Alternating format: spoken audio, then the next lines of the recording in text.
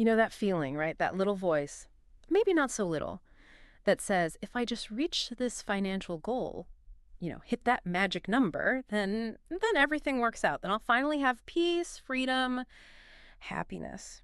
It's powerful, isn't it? So Oh, common. absolutely. It's almost a cultural default setting. Right. But what if that whole promise, the one about more eventually becoming enough, what if it's just, well, an illusion? Ooh, okay. Today on the deep dive, we're really digging into this fascinating piece. It's called The Illusion of More: True Wealth Uncovered. Right. And honestly, it's one of those reads that just makes you stop and rethink things about money, success, what being truly wealthy even means. Yeah. So, our mission today, let's unpack this core idea, this almost uncomfortable truth, maybe, Mhm. that our usual roadmap to wealth might actually be leading us, away from real fulfillment. And what's fascinating here, I think, is how the author uses their own very relatable journey as a way to kind of dissect these larger forces. The psychological stuff, the societal pressures, they all shape how we feel about money and accumulation. Yeah. So this deep dive, it's not just another how to get rich guide. It's more about understanding the stories we tell ourselves and the external noise that keeps us chasing more. Seeing past the surface. Okay, let's dive in. So Okay. let's get right to the heart of it. This idea from the book, the relentless pursuit, where enough just never feels like enough. The core problem. The author starts with this really open personal admission. They say something like, for years, I chased financial independence, believing it held the key to everything. Wow. Yeah. You can almost hear people nodding along, can't you? I certainly Me did. too. It's instantly recognizable. So when you hear that phrase, believed it held the key to everything, does that hit home for you listening? This feeling that if you just get to this specific number, that level of security, then poof, everything clicks. It's a huge motivator for sure. Yeah. Huge. But the author argues this belief, it's actually a trap. So what's going on there psychologically? According to the source, how do we fall into it? Yeah, that's a great question because that quote sets it all up. The book argues the trap comes from something pretty widespread, a psychological pitfall, really. Okay. It's this tendency we have to tie our self-worth, like who we are as a person, Yeah. directly to our net worth. Ah, okay. Right. And when your identity is tangled up with your bank balance, well, the author calls it an insatiable desire for accumulation. Insatiable, like it can't be satisfied. Exactly. It's like trying to fill a leaky bucket, Yeah. You keep pouring more in, but it never feels full because the real issue isn't the amount of water. It's the leak. It's the leak. Yeah. The moment we hit one financial target, our internal enough meter just resets to a higher number, The finish line moves. constantly moving. Right. Because the underlying need, the source suggests, isn't really financial deep down. Yeah. It's often for something else, security maybe, or recognition, respect, Yeah. stuff money can't directly buy. Right. So no matter how much piles up, that feeling of enough stays just out of reach. Because the way we're measuring our worth is fundamentally unstable. It's this race we can't win against ourselves. That makes perfect sense. The moving finish line, I think we've all felt that just one more project, then I'll relax, and then one more just keeps changing shape. Okay, so our internal wiring sets us up for this chase, but then the author points out these external forces, the amplifiers, that just pour fuel on the fire. Oh, yeah. This is where it gets really interesting. Right. The source specifically calls out how social media and comparison culture amplify the feeling of not enough. And you just have to think about your own feed, right? All those curated highlights. It's almost impossible not to compare. It really is potent, isn't it? This external amplification taps right into our basic human wiring for social comparison. Okay. Psychologically, it triggers what they call upward social comparison. We naturally measure ourselves against people we see as having, well, more. Like looking at the fastest car on the road, even if you're going a fine speed yourself. Exactly. You're always looking up, measuring against some perceived ideal. And what's key here, the source notes, is that even people who are, objectively financially secure, Right. They have plenty by any reasonable standard. even they can feel inadequate because you're constantly bombarded with these carefully selected images of the perfect holidays, the amazing houses, the flawless lifestyles. Yeah, the curated perfection. It creates this distorted picture of what you should have or what you should be achieving. It's not just simple envy, though. No. It's more subtle. It constantly recalibrates your definition of more. Hmm. What felt like a big goal yesterday suddenly feels like the bare minimum today. Ah, okay. So it feeds that insatiable desire we talked about? Correctly. It makes enough a moving target, not just inside your head, but based on what everyone else seems to have too. We're perpetually feeling like we're falling behind. It's like upgrade fever, you know? Yeah. You get the new gadget, and almost immediately you're thinking about the next model, even if the current one is perfectly fine. That's a great analogy. Yeah. Okay, so we've got these internal drives and these external pressures all pushing us towards more. It's easy to see how you get stuck on that treadmill. Definitely. But here's where the book really lands its main point, I think.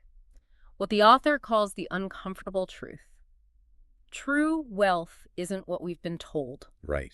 This What? is the core challenge to our assumptions. And the book backs this up, not just with ideas, but with, well, compelling evidence, real stories. Yeah, the examples are powerful. It mentions tech founders who cashed out for huge sums but felt more isolated than ever. Or, lottery winners finding that the money brought more anxiety and broken relationships than peace.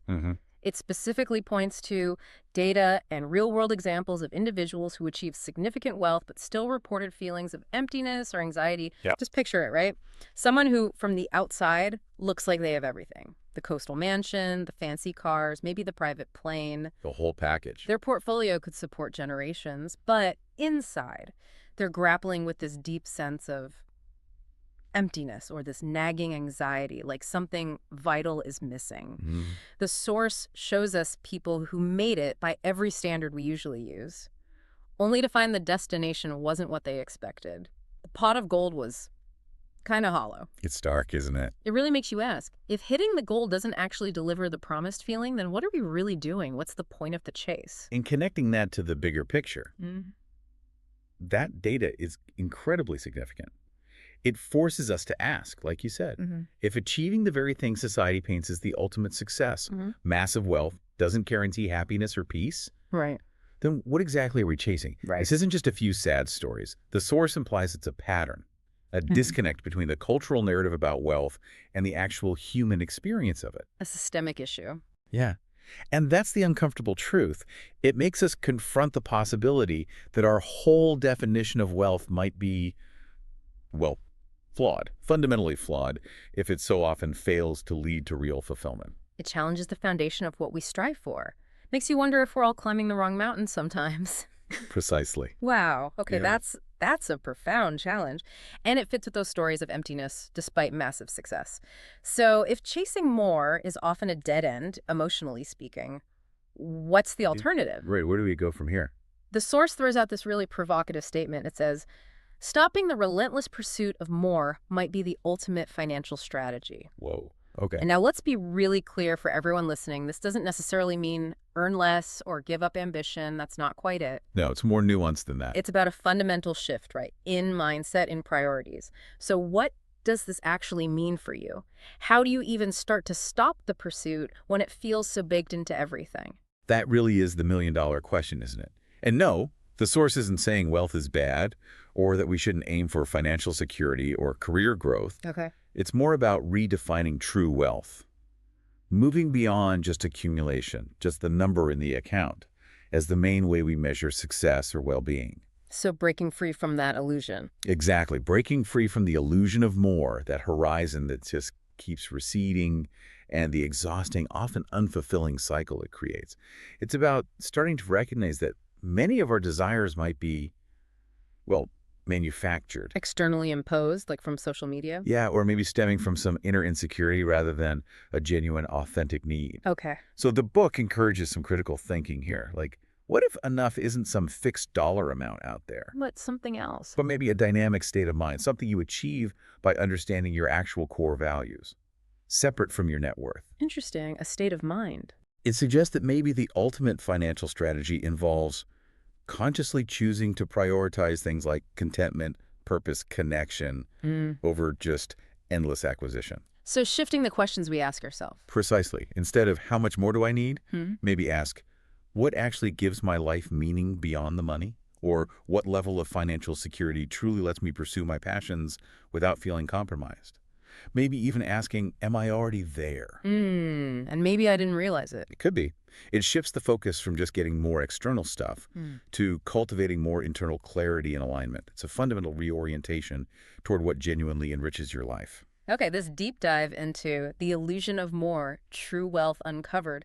Wow, it's definitely given us a lot to chew on. Absolutely. I think the core insight really is this paradox, isn't it? That true wealth challenges our deepest beliefs about money, about our own worth, and ultimately about happiness itself. It really pushes us to look beyond what society, or maybe just our habits, tell us we should want, and to get honest about what we actually need for a life that feels, well, fulfilling. Yeah, truly fulfilling. And that main takeaway from the source seems pretty clear.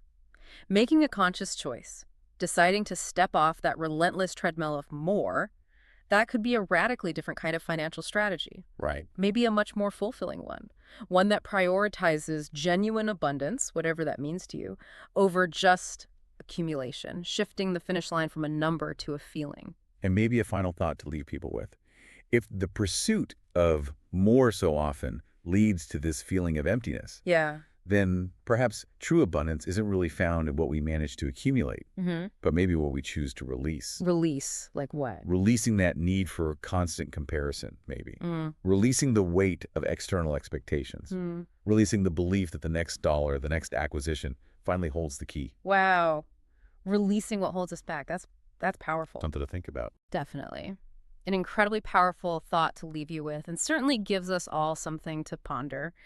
We really encourage you to reflect on your own relationship with more and what true wealth genuinely looks like in your life. What does enough really mean for you? Thanks so much for joining us on this deep dive.